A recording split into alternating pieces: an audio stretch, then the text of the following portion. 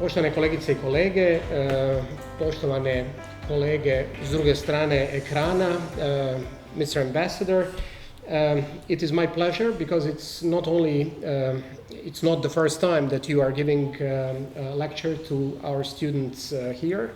It's also not the first time that you are at this faculty.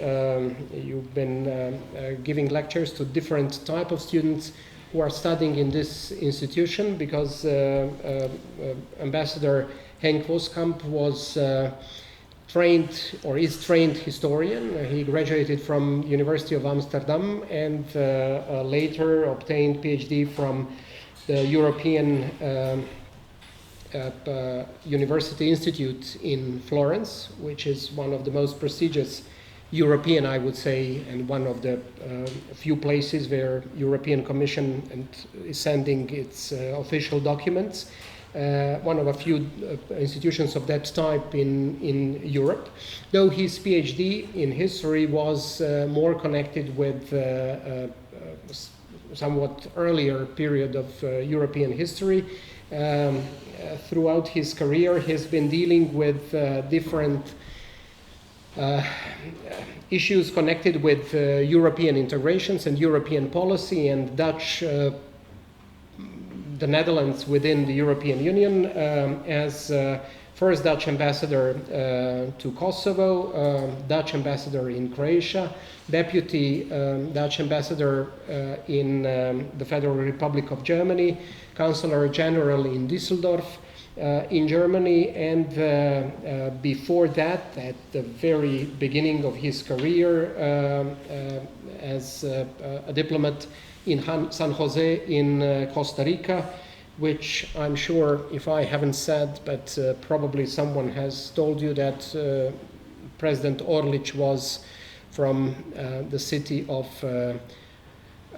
Punat on the island of Krk, and he was at the same time President of Costa Rica, so there is a house of President Orlic on the island of Krk, which is kind of neat. However, today the lecture will deal with the early integrations on the European continent through the eyes of the citizens of the lowlands, or if you wish, average Dutch or Dutch politician, what happened on the European continent and where are we now. I would say that we have an hour and a half, but of course leave the time for questions. And before that, just one question to you. If we were in the Netherlands, what would be the language of instruction? Or this kind of lecture you would give in which language? That depends on the students. Some universities in the Netherlands have chosen to teach only in English in principle. And this has to do with the fact that the Netherlands is a popular destination for student exchanges like the Erasmus program. But the underlying thought is that you would stand a better chance in the international marketplace, so to speak, if you take all of your university courses in English. Some people protest against this. Some teachers are not really happy because their English is not as good as it should have been. So there is a debate about this issue. But I've lectured many times at Dutch universities, and only one university, Maastricht University, that's where I spoke English because they have a very international population. Okay. Right. You heard the introduction of Professor Jakovina. I apologize for not speaking in Croatian. I've given up, to be honest, due to Corona, and also because it's a difficult language to learn. And besides, I speak English and French and German and Spanish and Italian and Dutch, so that's enough. I called my lecture "The Netherlands and Europe, a complex love story." Perhaps I should have called it also a complicated love story. And what I would like to share with you today is some of the backgrounds on our positions regarding the process of European integration with a focus on the early phase after the Second World War. But first I have to introduce some aspects of the Netherlands, because otherwise some of our political positions are difficult to understand. First of all, you have to look at geography. The Netherlands lies in between Germany, France, and England. This is a political reality. We are a small country surrounded by three countries that historically have been far more powerful. This geographical position also provided an opportunity, and the opportunity was trade. In the 16th century, the Dutch started to trade products from Scandinavia, in particular grain and timber, and from the Mediterranean to northwestern Europe. Amsterdam became a sort of place of exchange of the various products that came from all parts of Europe. And there our location, our geographical location, was helpful because we were in between the prosperous Rhineland to the east, the prosperous northern France area to the south, and England to the west. In the 17th century, Amsterdam had become the trade capital of the world, and perhaps apart from China, the Netherlands was economically the most important country in that period, say 1650.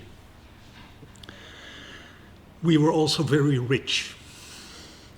And what happens when you are rich, you come under threat, because surrounding countries were envious of our wealth and were also anxious, increasingly in the 17th century, to protect their own traders. Basically, think of maritime trade, so ships, and to protect them against the dominance of the Dutch merchant marine. So the English adopted the Navigation Act, the French adopted other measures, and gradually and certainly the Dutch maritime power and the trading power came under pressure. We had trade wars with England several times in the 17th century. The country was invaded by Louis XIV, the French king, in the 1670s, and German princes participated as well.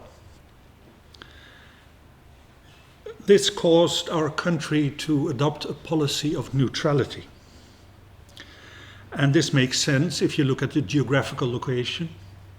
And it also makes sense because if you are neutral, the chance that you can do trade with all parties involved increases, because you have no political issues, and it was and has been helpful for the survival of the Dutch Republic. The whole concept of international law was started by the definition of the law of the sea, and that is the freedom to work as a maritime trader on the sea. And this theory was developed by a Dutch lawyer called Hugo Grotius in the early 17th century. But gradually, one must admit that the Netherlands came into decline as a trading power, and well, one could say that the fact that we were invaded by and occupied by Napoleon around 1800, to be exact from 1795 to 1813, was killing us off economically. The interesting thing is that we still had a reputation. So one of the reasons why Napoleon wanted to invade the Netherlands was because he was convinced that we were still a very wealthy country. He cannot but have been disappointed. Another reason was again our geographical location, because in the Napoleonic period there was a continental separation from England, in order to put political pressure on England, and the Netherlands was, of course, a close trading partner of England, so it was important for him politically to occupy our country.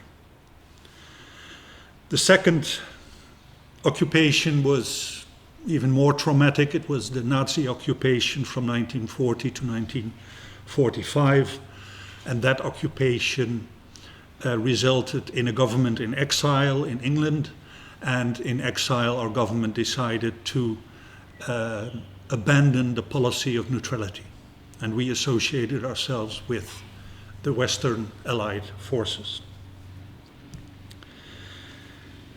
Another thing that should be taken into account is that although we were early as traders, we were late industrialists. In the 19th century, Belgium was far more industrialized than the Netherlands.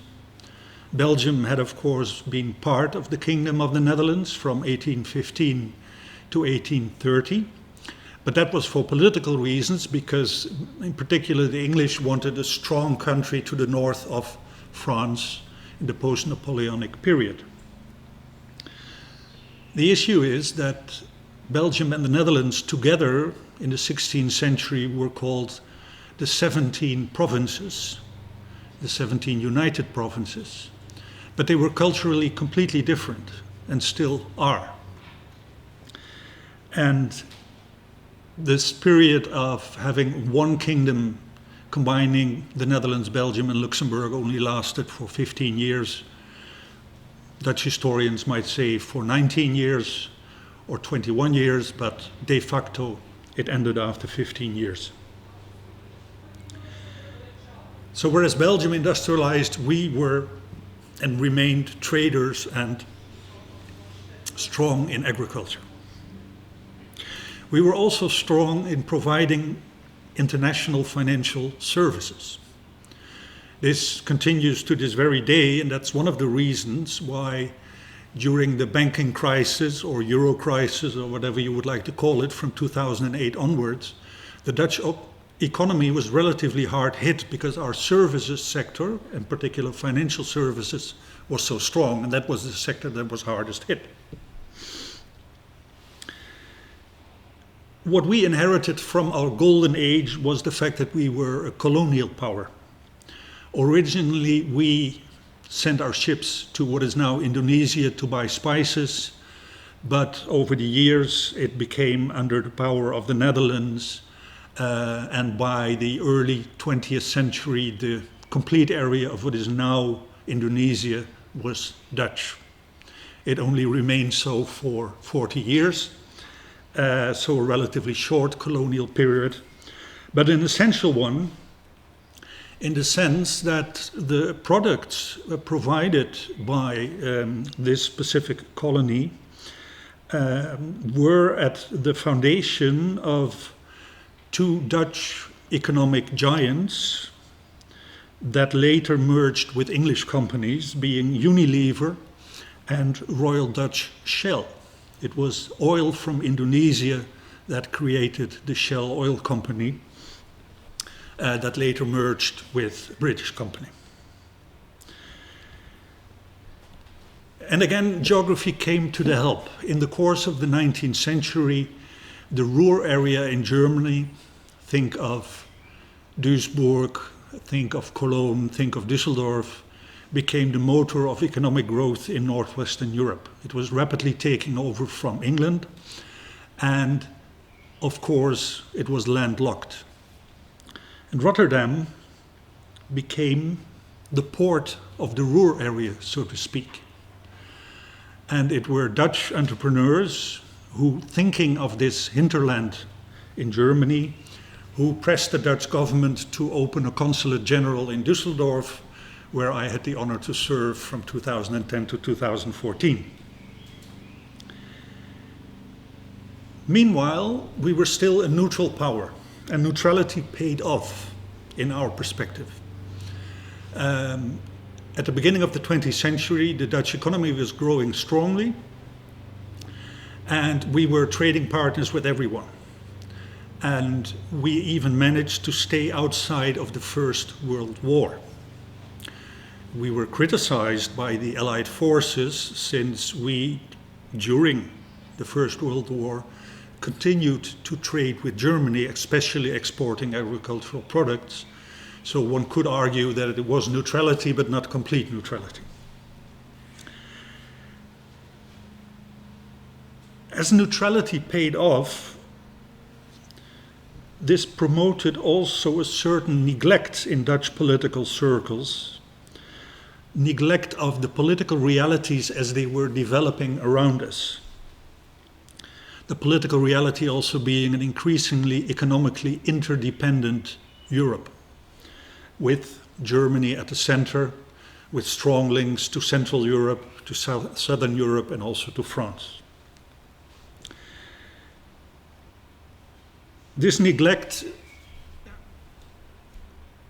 For this neglect, we had to pay a price, and the price was the impact of the economic crisis of 1929. We stuck to the gold standard for our currency far too long, and this damaged the economy tremendously. It was only by 1936 that we left the gold standard so that the economy could pick up again.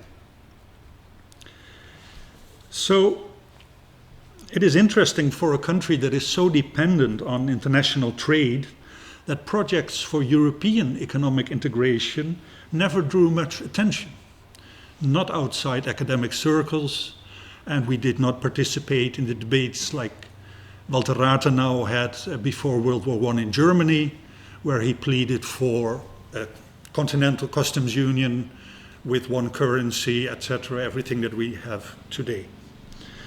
That was not the debate in the Netherlands. The debate was on continuing free trade, continuing the conditions under which free trade remained possible. There was even a certain worry about the unification of Germany by Bismarck in 1870, because some of the principalities that were annexed into Prussia were the principalities from which our royal family originated, the Nassau area north of Frankfurt. And that fear made even more, or gave even more strength to the wish that we wanted to profile our neutrality. And this was internationally recognized. If you go to The Hague, you see the Peace Palace that was paid for by Andrew Carnegie and is the seat of the Permanent Court of Arbitration. And we believed at the time that only international law could protect the interests of a small country that is economically active all over the world. After 1929, you saw various attempts in northwestern Europe to come to closer economic cooperation between countries so as to address the economic crisis.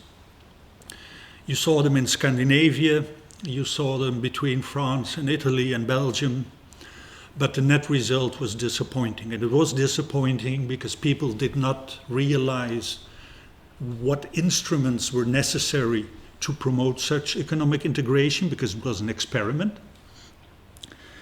And also because there were important national political considerations preventing economic integration from taking place at that moment.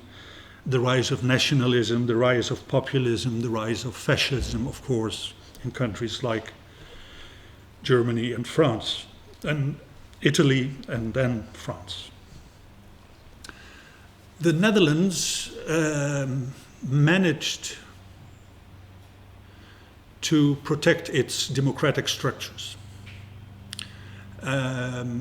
Together with the United Kingdom and some Scandinavian countries, we were basically one of the few countries that managed to keep its parliamentary democracy intact during the 1930s.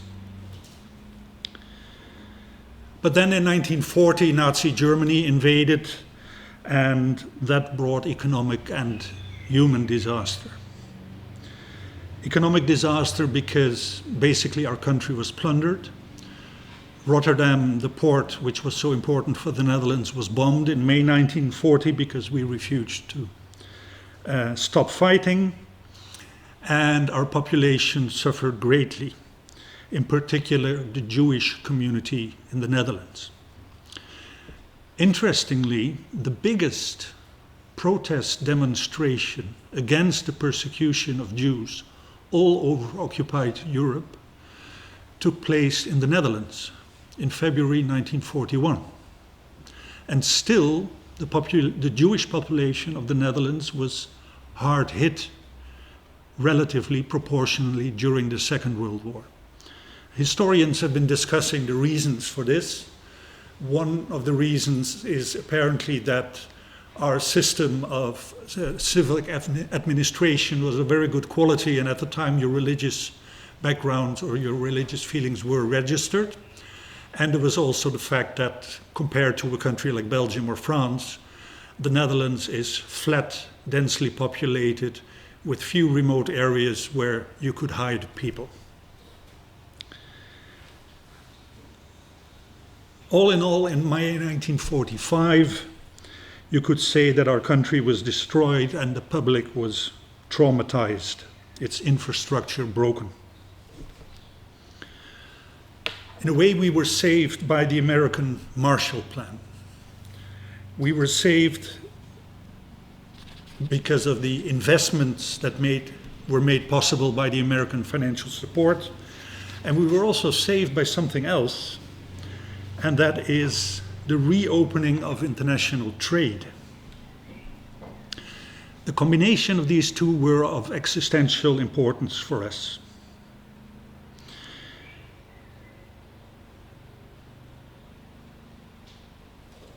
I will introduce to you now a Dutch politician called Willem Drees, and he is arguably the most important statesman we had in the 20th century, and perhaps the most important statesman we have ever had in the Netherlands. He was the leader of the Social Democrats in 1945, and he was a classical old-fashioned socialist. The state should first and foremost take care of its own citizens, but also an exemplary democratic parliamentarian. During the Second World War, he was a political hostage in the German concentration camp Buchenwald near Weimar. And there he came to the conclusion that any Dutch post-war government should give absolute priority to the renewal of trade with post-war Germany, as that was of crucial importance for our economy. It was, so to speak, reconciliation out of self-interest.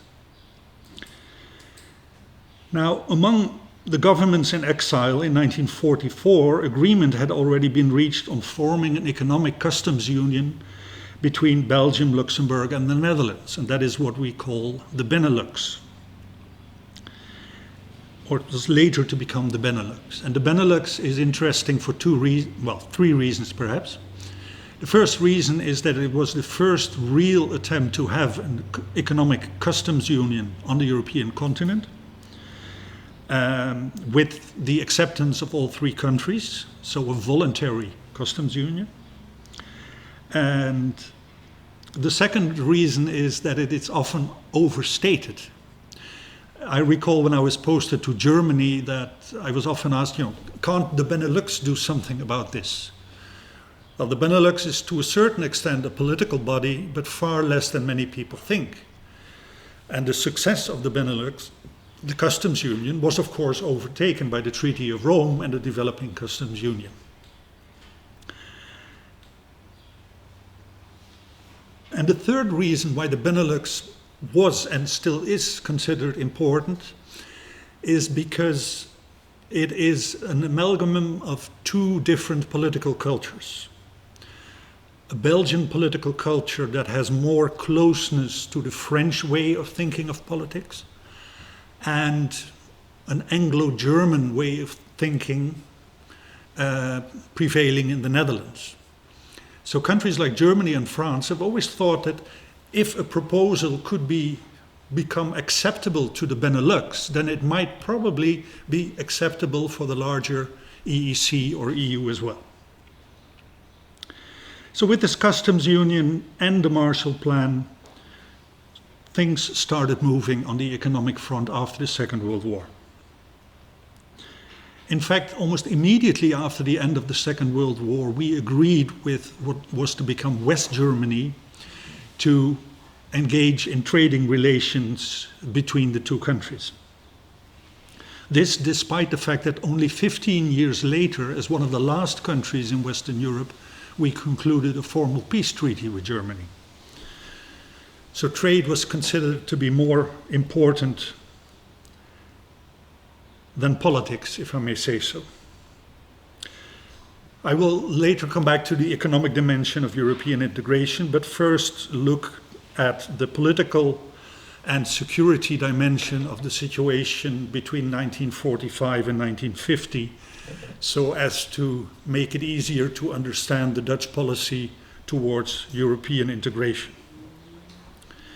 Immediately after World War II, Germany continued to be the biggest security worry in many Western European capitals. That is the reason why in 1947 France and England concluded the bilateral Treaty of Dunkirk. This was building upon the attempts to have a Franco-British Union in May 1940 at the beginning of the escalation of the Second World War. It was a security arrangement. A year later, in 1948, in the Treaty of Brussels, the three Benelux countries joined this security arrangement. That, again, originally was intended to be a protection against Germany. But communism was on the rise in Central Europe, and there were fears that it would rise in Western Europe as well. And the awareness of that threat grew rapidly. So again, 1 year later, in 1949, NATO was founded. It was a security arrangement that secured the military and political assistance of the United States and Canada for Western Europe. It's the treaty that contains the famous Article 5 on mutual assistance in the case of aggression. The start of the Korean War in 1950, 1 month after the Schuman Declaration, did the rest. You cannot imagine almost how real the fear of a Third World War was. So the Korean War, although China participated, but it was a relatively regional conflict, was seen by many as a real threat to the existence of the world. And this political context gave the necessary impetus to the Schuman project of moving forward with European economic integration. And as the threat of communism stayed on the table, the United States put pressure on Western European states to normalize the relations with Western Germany. For very simple reasons, one of them being, again, geography, one of them being that there were American troops remaining in Germany, and Germany potentially could contribute to the rise of a sort of supranational Western European armed force. This was indeed attempted by the conclusion of the European Defence Community, but that was rejected in the French Parliament, so it never came in place.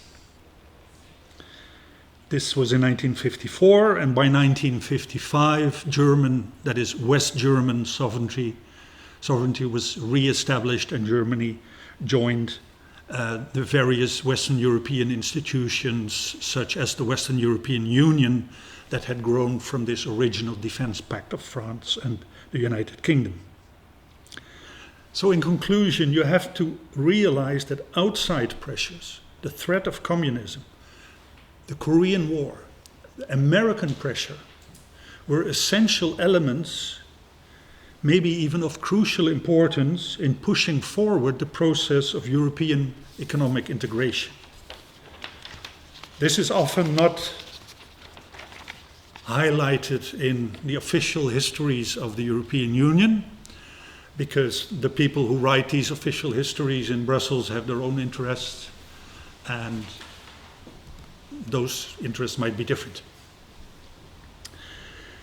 The first step was the European Coal and Steel Community, 1951, and that again has some interesting elements.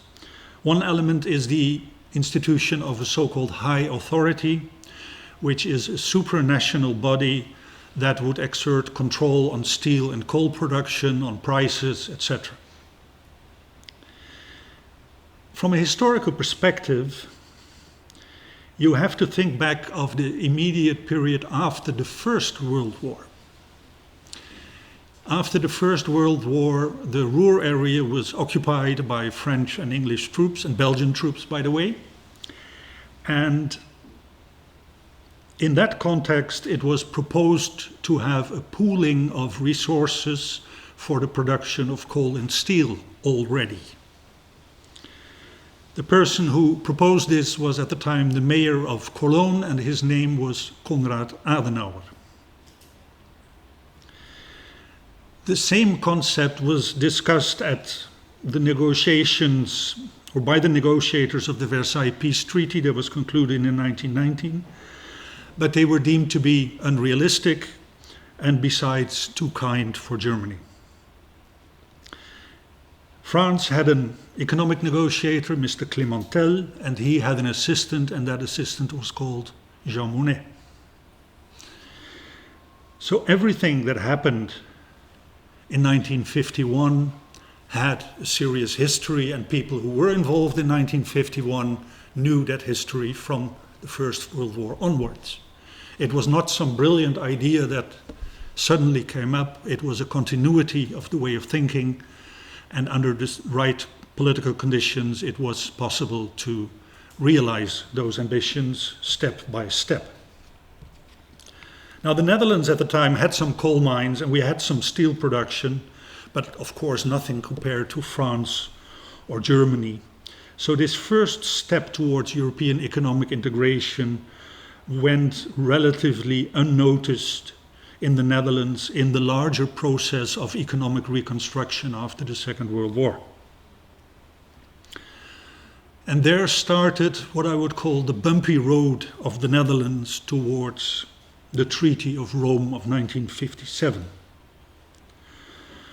Of course, in the Netherlands you had European idealists, you had rationally thinking businessmen who were thinking of larger scale economic integration, more production, etc.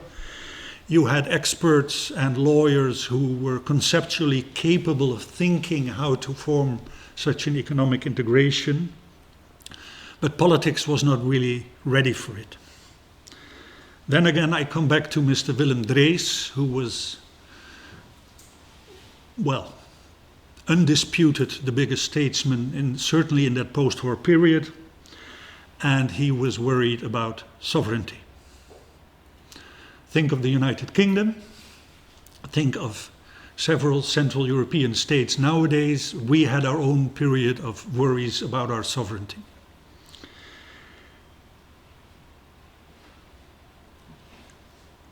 Drees was not anti-European, but he certainly was not pro-European.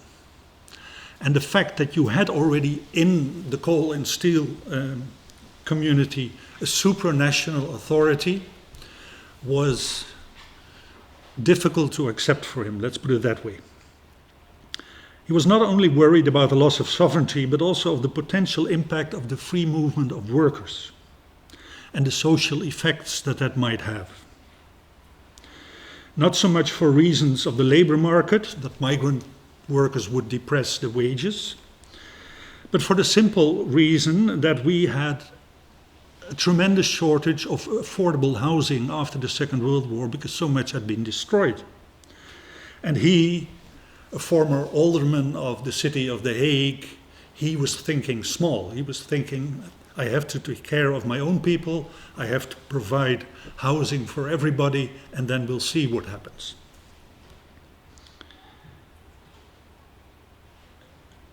From his perspective, from this perspective, he also showed no enthusiasm for what was to be happening in the 1960s onwards, the influx of labor migrant workers, first from Yugoslavia and Spain, and then later from Morocco and Turkey. He even left the Social Democrat Party, of which he was honorary president, for this reason. He lived to the age of 102 and died in 1988, so just imagine what he lived through in his life.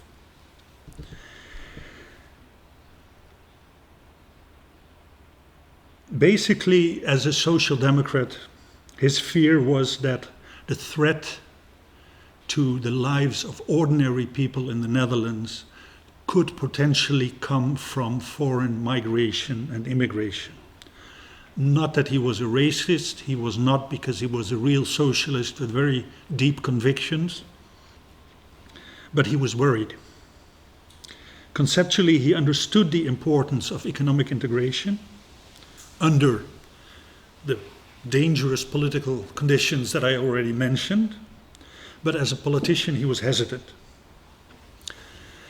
And politicians remain humans, so when the leaders of the 6 original EEC member states met, Willem Drees was the only non-Catholic.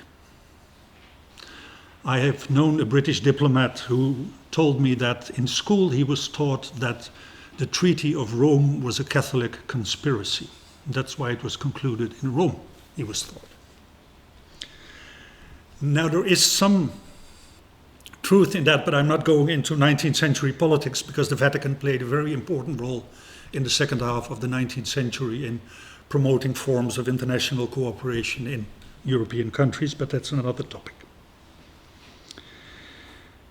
The government of Mr. Drees found a compromise between sovereignty and supranationality, between the high authority and the member states. And that compromise was what we now know as the Council of Ministers. So the European Commission has an exclusive right to initiative, but the Council of Ministers, even in a supranational setting, takes the decisions with involvement of the European Parliament. And the Council of Ministers represents the potential for the exertion of sovereignty by vetoing something. And this is what Mr. de Gaulle did in the 1960s. He had the so-called empty chair policy where France was not participating in Commission meetings. This concept of the Council of Ministers was adopted under strong Dutch pressure, but it was obviously seen as a compromise. The reason for the high authority and for the European Commission to have this specific position as possessing the right of initiative in the setting of supranational collaboration is that Jean Monnet, when he still was a businessman, he worked in the United States at the time of the New Deal of Franklin Delano Roosevelt. And Roosevelt had tremendous economic ambitions for the reform of his country after the crisis of 1929, but he was confronted with the reality that every 2 years you would have an election for state senators or for the Congress, and that it was very difficult for him to pursue this course of economic reforms. And the trick that President Roosevelt devised, and that was picked up by Mr. Monnet, was the idea of an independent commission that could put forward projects without being hindered by parliamentary control, Senate or House. Again, an international dimension, a non-European dimension of the process of European integration. This practical suggestion by Jean Monnet worked and continues to work. He was assisted by a lot of behind-the-scenes politics of friends like the Belgian Spaak, and a Dutchman, Jan Willem Bijen, who was not the biggest friend of our Prime Minister, but he was an important businessman and you could not get around him.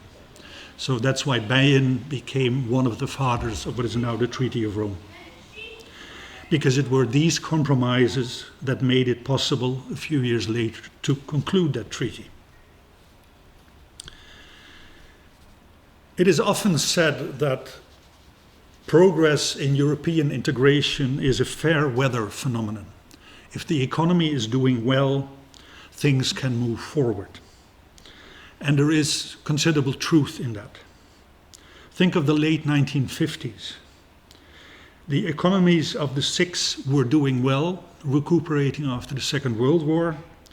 The Germans had their economic miracle, the Wirtschaftswunder, and the French started their 30 Glorieuses, the 30 glorious years, all based on economic reconstruction and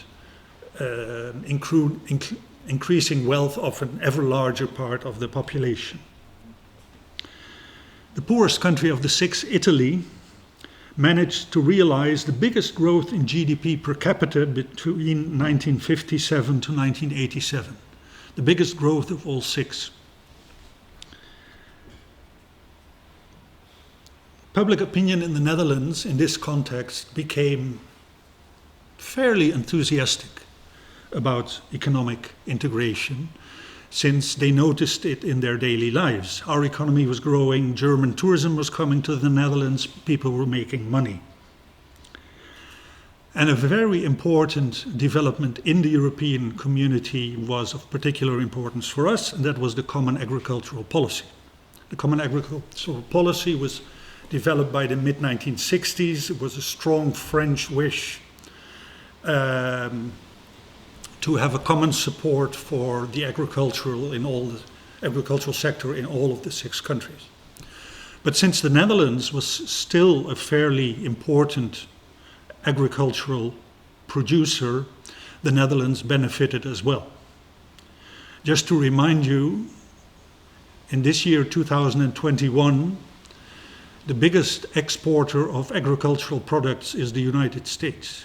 The second biggest is the Netherlands. Again, think of geography.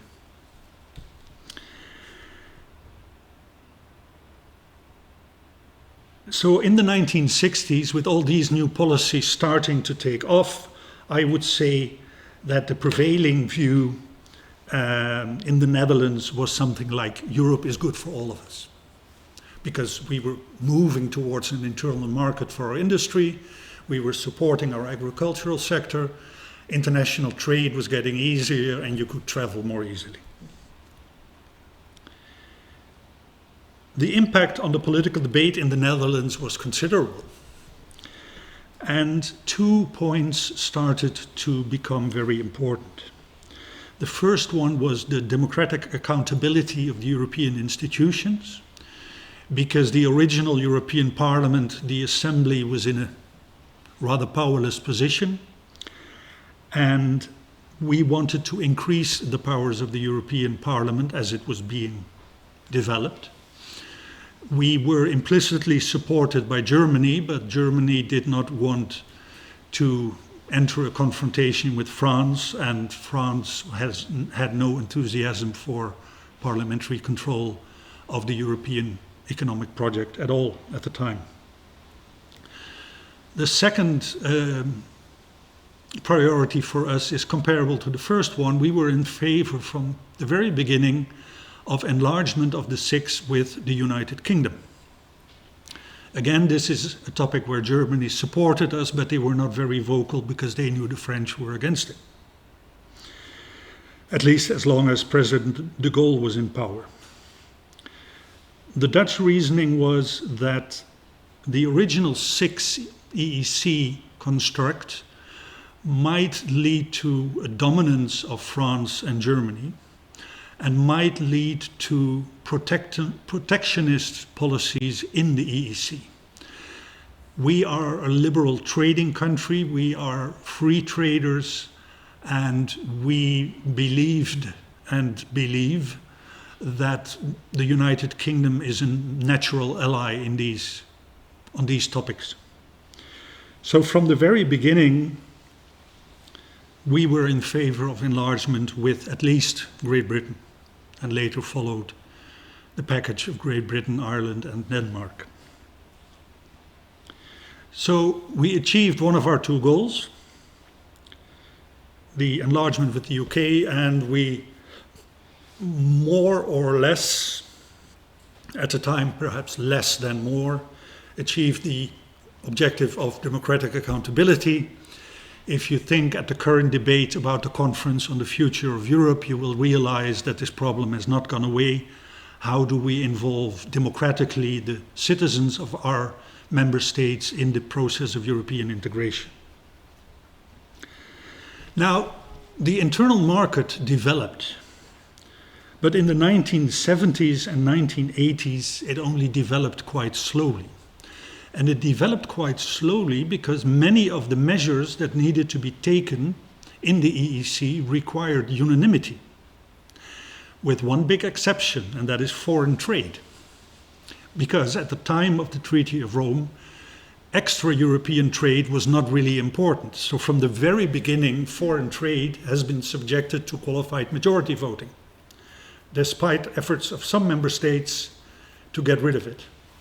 But it is the big success story of Europe if you are a historian looking, in 50 years' time, looking back at this period. I'm convinced. Once again, however, under pressure of international developments, think of economic globalization, think of the liberalization of capital markets, things started moving in Brussels. And it was the Single European Act of 1986 that provided the decisive step forwards with the wide introduction of the principle of qualified majority voting in the EEC. This and only this made it possible to realize the internal market by 1993. It is still not completely realized, but the step forward between 1986 and 1993 was a huge one. Now, in 1993, we are in a situation where the Berlin Wall has fallen, Europe is opening up, so to speak, and the love story that the European economic integration was for the Dutch public started to cool off rapidly.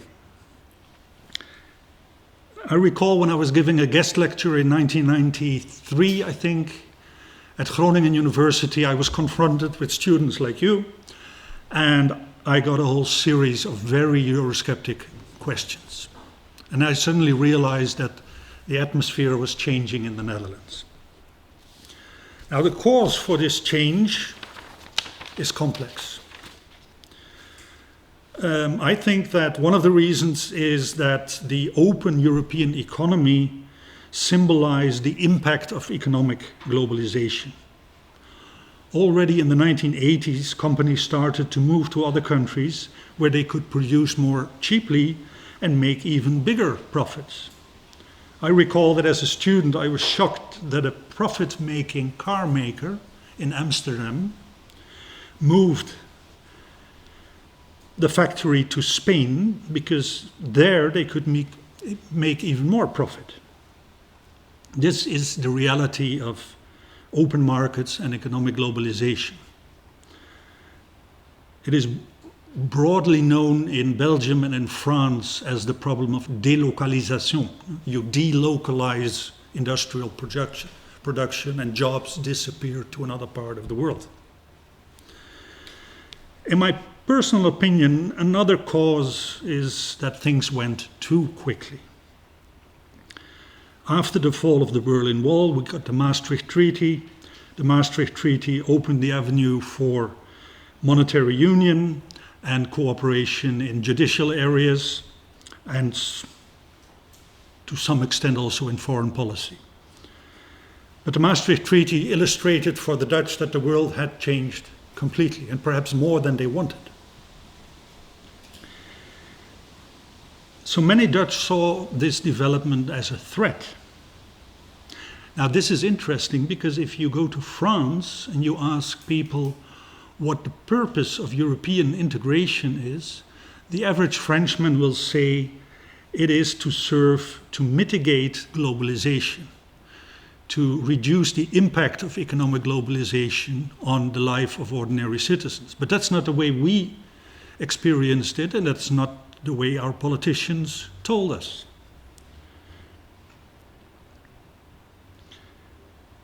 Also in the 1990s, more than intra-EU labor migration, we experienced the influx of migrants, often refugees with non-European origins, and they contributed to this Euroscepticism because it's easy to blame Brussels. Open borders, migrants, there's a logical sequence. At least you could present it that way, and that's what some populist politicians did and do. We also became, because of the perspective of enlargement and the reform of the Common Agricultural Policy, by 1994, a net contributor to the European budget. Now, if you look at it from the outside, you would say that's only natural, because the Netherlands is a trading country, it is benefiting disproportionately from the internal market, so it makes sense that you pay for those benefits. The Dutch saw it otherwise. The introduction of the euro did not help either. Many people, including myself, experienced a rise of prices at the same time as the introduction of the new currency. You get a feeling of a causal relationship, although it was not the case, because the introduction of a new currency as such does not make things more expensive. But municipalities, restaurants, hotels, many sectors of the economy used the introduction of the euro to raise their prices. What happened in the period after the Maastricht Treaty was the conclusion of the Amsterdam Treaty and the Lisbon Treaty. The objective of those treaties were to cover on a European level new areas where action was needed. Think of judicial cooperation, think of migration and asylum policies, and the strengthening of the democratic legitimacy of the European institutions. But that's an elite perspective. The ordinary perspective was Brussels is getting even more power. And so the Netherlands was one of the countries, as elsewhere in Europe, where populist parties, better called movements perhaps, are having success with their anti-EU Brussels bashing. We are coping with it. The large majority of the Dutch public is still in favor of the European Union, no doubt about that. But the voice of Euroscepticism is strong in our country as well. And that's why I refer to this complex or complicated relationship. Now look at where we are now, 2021. We are in the middle of a pandemic, and the European Union has no competences in the area of health, public health and healthcare. We just managed to reach agreement on a COVID passport that no doubt will be sensitive to fraud. We have to deal with a union that has creatively dealt with the euro crisis of 2008 onwards and has found ways on the edges of what the treaties allow to raise money for the Reconstruction and Resilience Fund. That decision was even challenged before the Constitutional Court in Germany to illustrate how sensitive that decision was and is. We have an EU that is confronted with new global challenges. How secure is our partnership with Washington?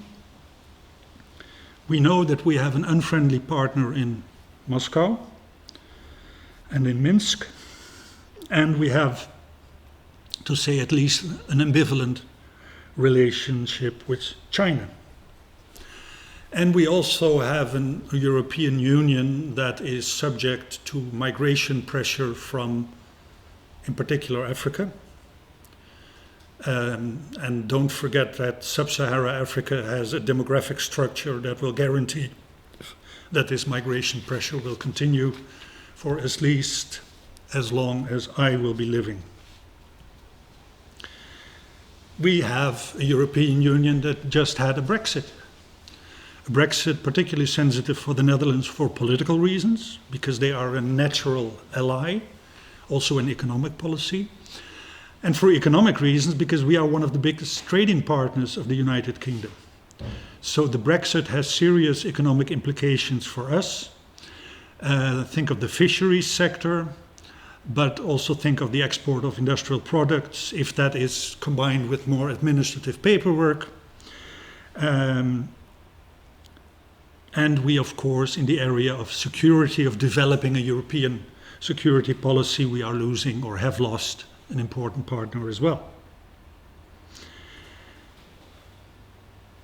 And we have a European Union that has member states that have quite little appetite for qualified majority voting in foreign policy issues. Although we introduced in the Amsterdam Treaty the concept of constructive abstention, that is, you just say, I abstain, and the rest can go ahead, which is something different from a veto. In practice, this has not worked. In practice, Malta or Greece can block anything that we would like to do in Northern Africa or regarding our relation with Turkey.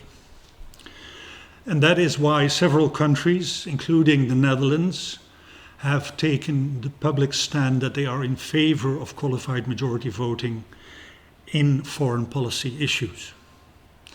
The candidate for the Christian Democrats to succeed Mrs. Merkel last week gave a speech in which he put this forward as well. And although the Greens are now leading in the opinion polls in Germany, I would predict that it's very likely that the Christian Democrats, in one way or the other, will continue to govern in that country. Some member states have little appetite for qualified majority voting in foreign policy issues, and Zagreb is the capital of one of those countries. Now, various analysts have stressed the global dimension of European integration.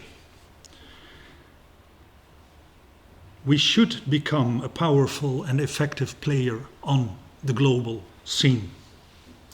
It serves our shared interests, and it may be of existential importance for the long-term success of the European integration project. Recently, a lawyer and political scientist published a book that she called Europe Rules the World, which means that European standards in the global economy are or have become predominant. Of course, these standards are being challenged. They were challenged by the United States under the previous president. They are being challenged by China, but for the time being, through this standard setting, Europe is doing quite well on a global scene economically. Politically is something else.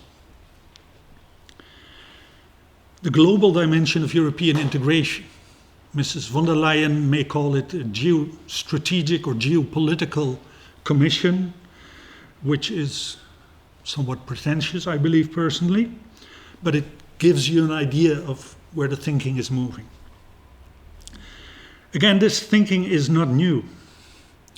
The idea that Europe should unite to be able to stand up towards communist Russia after the First World War, capitalist America, is not new at all.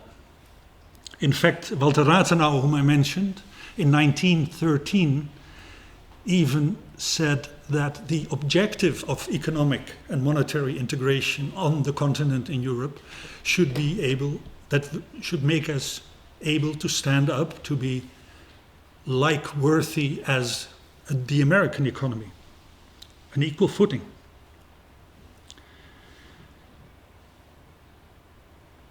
Someone else said, European integration is necessary to be able to deal with both America and China. And it's interesting because this person, Stefan Buszyński, a Polish teacher, he was a teacher of Joseph Conrad, put forward this notion in 1867. So there is not a lot of news in the process of European integration when you look at it from a historical perspective. It is 2021, and hundreds of thousands of Dutch tourists want to go to the camping sites of Istria. And we are in between, as an embassy, in between those tourists and Istria, due to the current COVID regulations. So we're expecting a warm summer in the embassy. Thank you, that is what I have to say. I spoke fairly long. I'm open for criticism, questions, comments. Yes, please. I have a two-part question. I hope it's not too large. First is, was European integration, especially in the Netherlands, in the beginning seen as a form of a self-defense mechanism against the larger powers? And second question is about the future. Does the European Union have the capacity to protect smaller nations such as Netherlands, Croatia, or others against the dangers of foreign influence?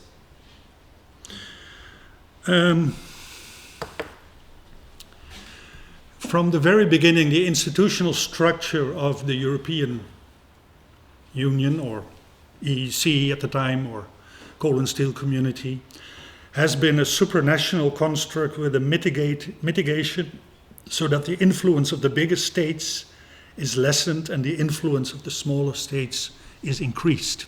In that sense, you could say that the way in which the European Union has developed is protecting the interests of the smaller states. The model that was followed is the model of the Federal Republic in Germany, where the smallest states have proportionally a larger voice than they would have if you would only count the number of inhabitants.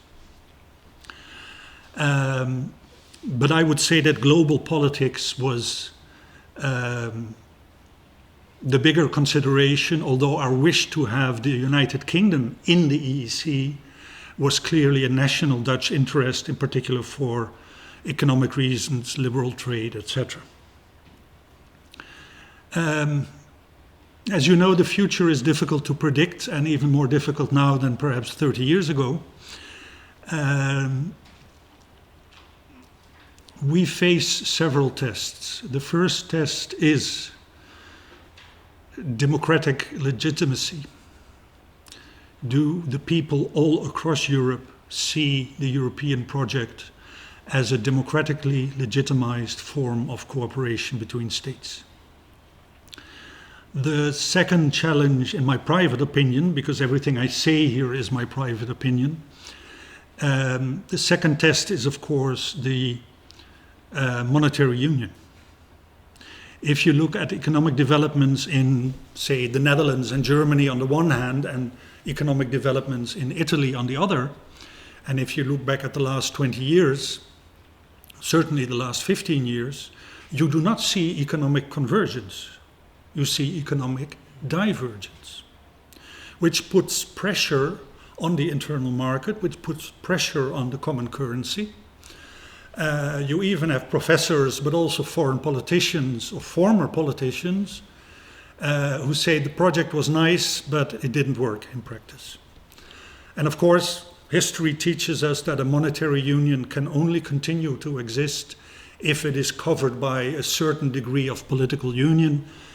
And the question, is there enough political union at present, is an open question. So if I think of the future, that is one of my areas of attention. If you think of this reconstruction and resilience project for which Croatia has now submitted its plans, you have to realize that the European budget is only 1% of our gross domestic product. if you are in an economic crisis, it will not be realistic to grow out of this crisis with this 1% of your gross domestic product. So it can only assist activities of the national states that are indispensable. And then we think in terms of, in particular, structural reforms of the economy, reforms that have taken place in some member states like the Netherlands or Germany to some extent, also in the Scandinavian states and the Baltic states, but to a far lesser extent in southern European states, also for historical reasons, but it's another story.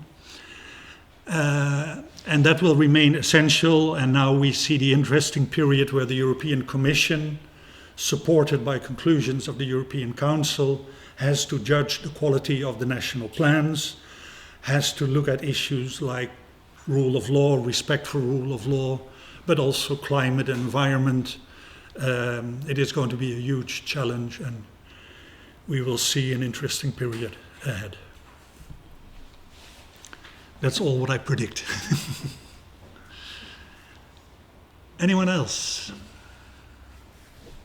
Can I, in the screen? Ah. Recently, I've heard about a concept in the Netherlands called pillarization. And for all my colleagues that are not familiar, it means that up until World War II, Dutch society was segregated in these certain groups where people of similar religion or political affiliations, they had their own schools, unions, organizations, etc. But Netherlands of today is one of the most secular countries in Europe, and we see it as a pillar of liberalism. But I want to know, in your own experience, are there any remnants of pillarization in today's Dutch society, or have you personally experienced it while you were younger? Yes, there are remnants, but you have to know Dutch society quite well in order to see them. But you were right in your intervention. In 1945, you could be a member of a trade union, vote for the Social Democrat Party, listen to Social Democrat radio, and read a Social Democrat newspaper. And your neighbor might be a Catholic, and he or she would read a Catholic newspaper and be a member of a Catholic trade union.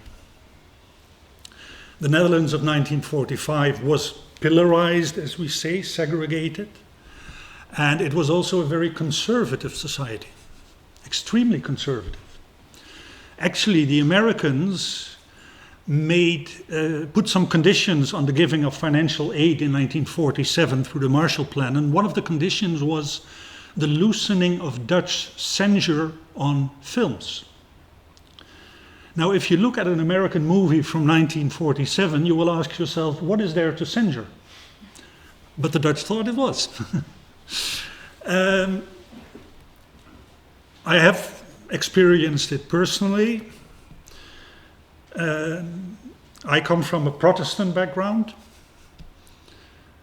We had neighbors who were Protestants and we had neighbors who were Catholics, and we engaged socially far less with the Catholic neighbors than with the Protestant ones. I went to a Protestant primary school, which we called the Christian school. There was also a Catholic school in the village. But the mentality of the people was that Catholicism was not necessarily part of Christianity. Now, that has changed, of course, considerably. In fact, the Netherlands between 1955 and 1966 has shown the capacity for rapid social and political change, very rapid social and political change, in a period of 10 years, which should be reasons for optimism, especially for young people in countries where there is a lot of criticism on the functioning of the state and society. We have shown that it is possible. But indeed, I have I'm a very old man, of course, but I have a personal memory of this pillarization. And if you look into the history of the parties that have taken up seats in the Dutch parliament, you can easily follow the manifestation of pillarization also on the political level. It was only in 1978 in 1978 we had 6 Christian parties in parliament, reflecting the diversity of Christianity in the Netherlands, but that will take hours to explain, so I won't do it. And 3 of the biggest ones managed to merge in 1978, but for many years individual politicians were identified. Oh yes, he's an Orthodox Protestant. Oh yes, he's a Catholic. And nominations for political functions were always balanced in such a way so as to respect the various backgrounds of those politicians. It is an interesting phenomenon. Books have been written on it. But personally, I'm glad that you have to dig for proof and you have to know Dutch society really well to recognize the remnants of pillarization, because it's not something that I'm proud of when I think of the history of my country. But again, that's a personal opinion. Well, Yes? do you think that the future of the European Union is a bigger integration between the countries, or maybe segregation or nothing integration between the countries? Well,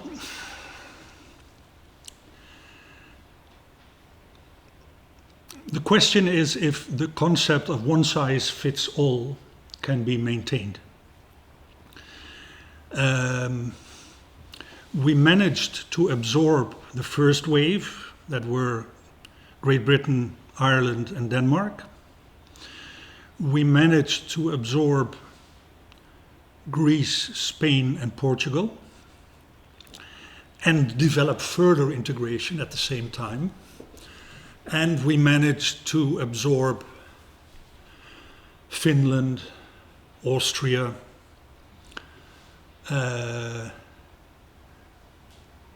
in 1995, I would say, 1994, I think, without 2 big problems.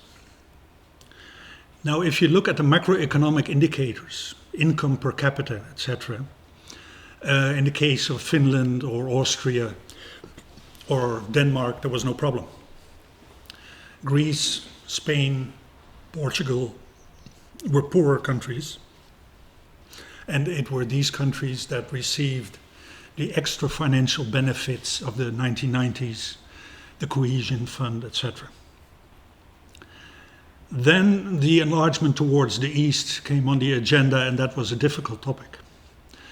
Difficult because in principle we wanted to have the regatta principle where every country has to qualify and we judge every country individually, but in practice it means that maybe you have to introduce a customs border between the Czech Republic and Slovakia that you will remove 3 years later. It costs a lot of money. Furthermore, there was one member state that insisted that any enlargement with countries like Poland or Hungary or the Czech Republic would only be acceptable if Cyprus was included as well. And Cyprus was and is divided. But given the potential veto, it was decided to take the risk and to accept Cyprus in the total package of the enlargement of 2004.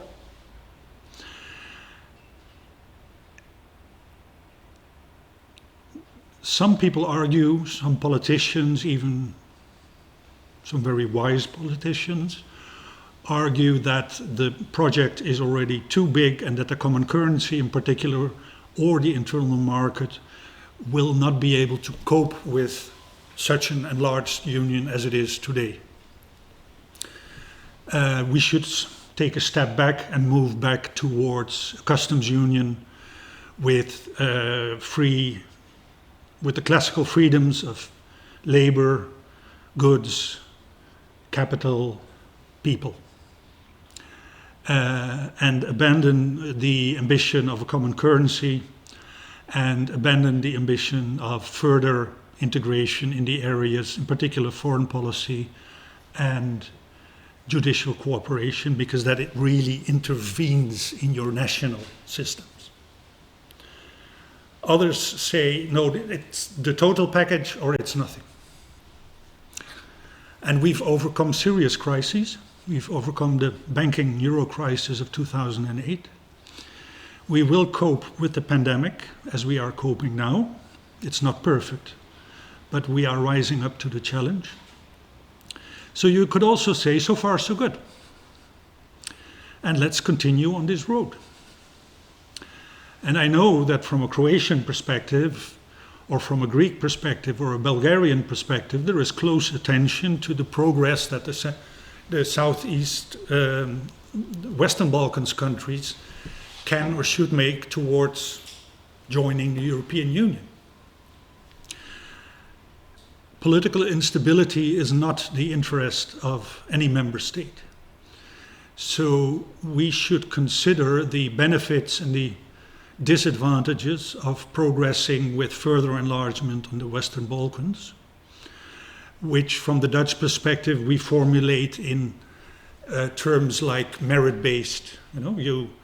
You undertake commitments and then we look at how you honor those commitments.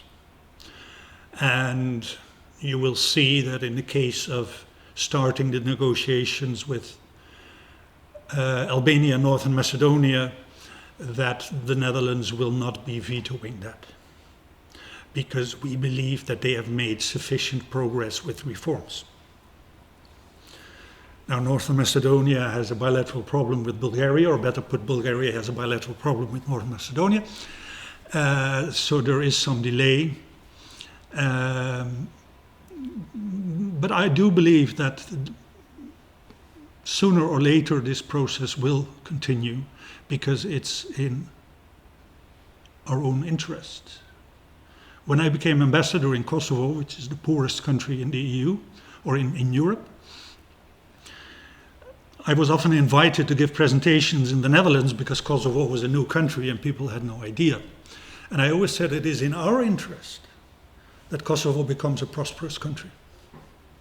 It is in our interest that Albania continues with economic reforms that stimulate investments, creates jobs for its own people in its own country. And there's nothing wrong with self-interest as long as you have considered it carefully. There's a nice Dutch expression for that. Welbegrepen eigenbelang. Well understood self-interest. Time will tell. I'm not going to predict the future on this one. But historians tend to be pessimists, skeptical, because the pace of history, especially in the 20th century, on our continent is not a very beautiful one. It's a history of blood and destruction. Diplomats, on the other hand, are professional optimists. Yes, we can. So being both a historian and a diplomat hopefully gives me the sort of balanced view on these complex and complicated issues.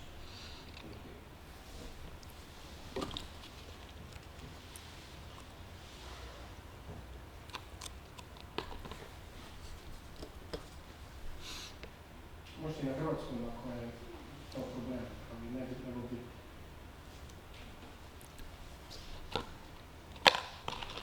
No more questions?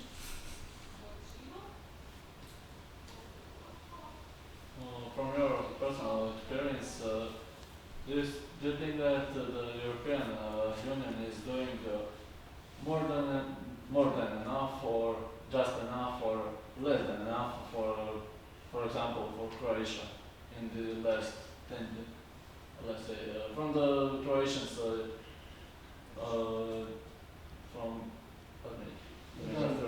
from the Croatian joining the European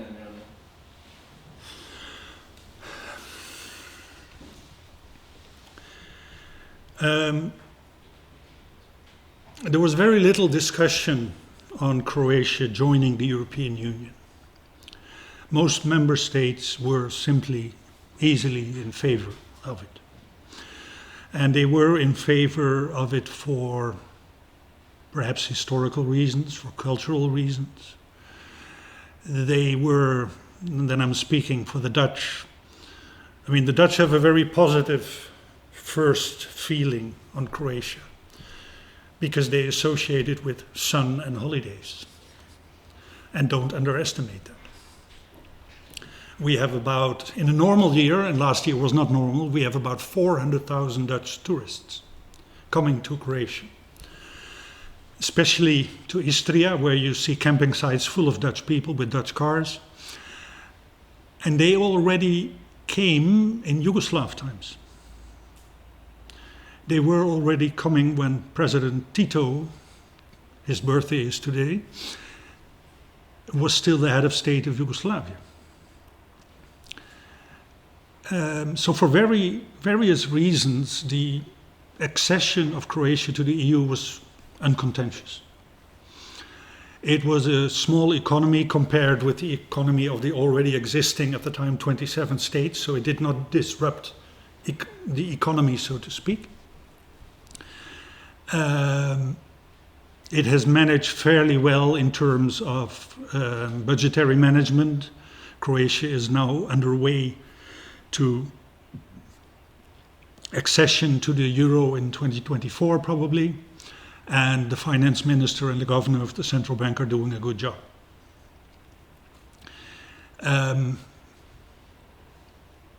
Croatia is benefiting per capita the most of the financial support funds that have been adopted last July, which leads to the conclusion that Croatia cannot complain. But we all agreed with that. So there must be a certain logic from our interests in helping a country that is still not yet in an economic shape as we are in our own country.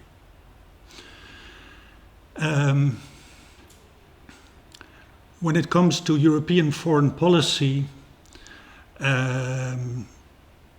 the position of Croatia is somewhat more problematic because the views of the Croatian government on relations with Bosnia and Herzegovina is different from the views of most other member states. But that's about the only thing. Croatia is a member of NATO, Croatia is an ally. We have cooperation in the areas of the military, we have cooperations in the area of police and judicial cooperation, which is very important, but because Croatia is on a migrant route, not as a destination, but passing through Croatia is almost inevitable if you want to enter the core of the European Union. And all those forms of cooperation, either multilateral or bilateral, are going well. And therefore, as a representative of the Netherlands, as a bilateral ambassador to your country, I have a fairly easy job, I would say. Now I got another question about the change of currency to euro.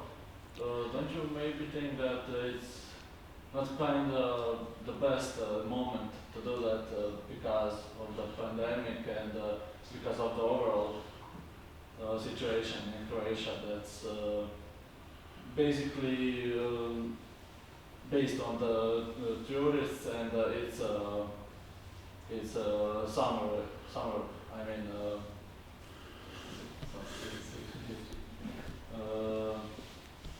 on their tourist seasons. I mean, we don't really have quite developed industry and something like that could make our economy better.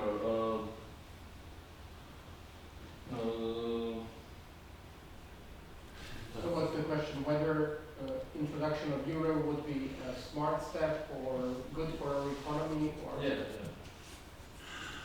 Yeah. Well, some people say there's never a good time. If everybody behaves correctly, there will be very little impact of the introduction. Very little impact because a large part of the private debt of this country and its citizens, and also the public debt, is already held in euros. The only thing that you should pay attention to, in particular your government and the governor of the central bank, is that the introduction of the euro is not abused for price hikes. I remember, if you go to a supermarket in Italy, I think it's until the day of today the case that if you look at the price tag, it is in euros and also in lira. So the citizen can check if things got more expensive in the supermarket. When I was posted to Germany around the turn of the century, I had a famous cafe restaurant in the center of Berlin near Unter den Linden, and they suddenly introduced a menu card with only prices in euros. We are so moving towards the euro, we are so modern, we only have prices in euros. And then you take your calculator and you know that there is a trick, and the trick is that everything got more expensive. So the introduction as such should not be dependent on the moment in time, and I hope that we have dealt with the pandemic by the end of this year as good as we can deal with it. It is true, as you said, that the tourism sector is of big importance for Croatia, something to consider. Also, if you take into account the price level in the tourist sector in Croatia as compared to other countries that offer sun and sea and warm weather. But I would say if I would be finance minister, that would be my bigger worry here in Croatia. And again, there's never a perfect time.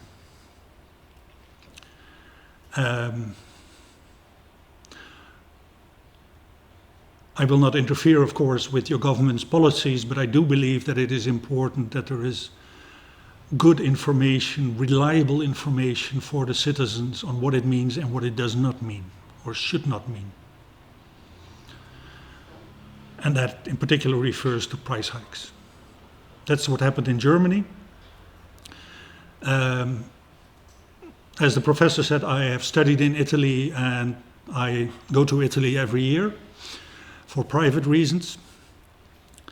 And I discovered huge price hikes in restaurants in Italy. And the immediate effect was 2 years later, economic crisis in Italy. Because people had spent all their cash money that they did not declare to the tax authorities in the first 2 years after the introduction of the euro, so they could continue their lifestyle even with higher prices, but at a given moment the money is gone. And that's where the crisis in Italy started. Anyone else? Yes, I have a question. Did the Netherlands receive any additional external financial aid after the flood of 1953, other than the Marshall Plan? And if so, did it increase the momentum towards economic integration?